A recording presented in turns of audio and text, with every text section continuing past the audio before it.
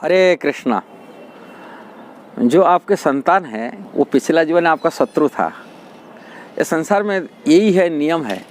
जो शत्रु है भगवान के नेटवर्क में उनको मित्र बना दिया जाता है अपने संतान में। हमें जो कोई ऋणी करते हैं, ऋणी ही रहते हैं जिसके पास, और वो ऋण को चुकाने के लिए वो जो जिनके पास हम ऋणी हो गए वो व्यक्ति आपके अगला जीवन में वो पुत्री रूप में पैदा होता है।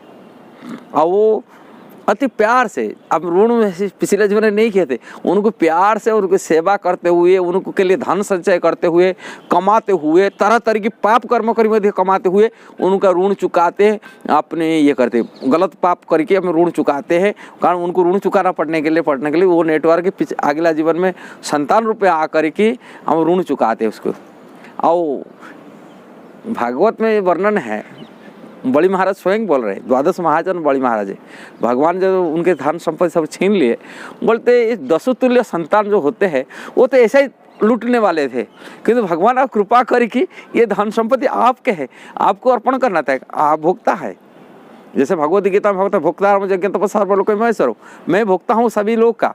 समस्त जो फल है, कर्म फल है, माने समस्त तपस्या हो, यज्ञ हो, समस्त यह कर्म फल हो, ये सभी का जो भोक्ता है वो परम भोक्ता कृष्ण है। और कृष्ण को देना ही श्रेय है, यही ही परम धर्म है। इसको छोड़कर यदि हमारा संतान के लिए हम जो संचय करते, धन संचय करते, धन कमाते हैं, उनको अर्पण करते, ये सब दसुतुल्य संतान उसको लूट लेते। ये बात को वो बताती ही दसुतुल्य। नल तो ऋणी होते हैं, हम लोग को पिछला जीवन में उनके पास ऋणी थे, उस ऋण चुकाने के लिए पुण्य उनको पुत्र रूप में आते हैं और ऋण चुकाते हैं, उनको ऋण भर रहे, परितोष कर रहे, ऋण परितोष कर रहे इसी जीवन में। इसलिए संतान कभी हम लोग जो सोचते हैं ये है वास्तविक पिछला बार हमें उनके पास ऋणी थे, नहीं तो वो हमारा शत्रु होगा, वो इसी जीवन हमारा यह संतान संतति आग होकर के और ऋण परितोष ये करते। ये ऐसा ही समाज है, पिछला जीवन शत्रु, अभी जीवन मित्र। भगवान ऐसा ही बनाए देते, फिर वो शत्रु को, दुश्मन को पुण्य अपना मान के पुण्य जीना पड़ता है। ये संतान रूप में, पारिवारिक रूप में आकर के ये करते। किंतु जो वैष्णव भक्त होते हैं, वैष्णव संतान है, जिनकी वैष्णव संतान पुत्र पुत्री के माध्यम से कोई माता पिता भक्त बन जाते हैं, वो वास्तविक वो रियली आपके सुहृद हितैषी थे, पहले हितैषी थे, इस जीवन में हितैषी है।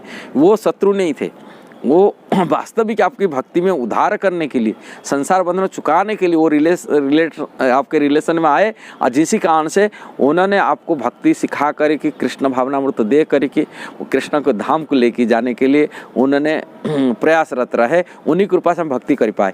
ये शत्रु नहीं कहा जाएगा, वो असली मित्र है, वही मित्र ही मित्र रूप में आए हैं आपको ये करें। किंतु जिनके लिए आप धन संचय करिए, इकट्ठा करके, उनको पालन पोषण करके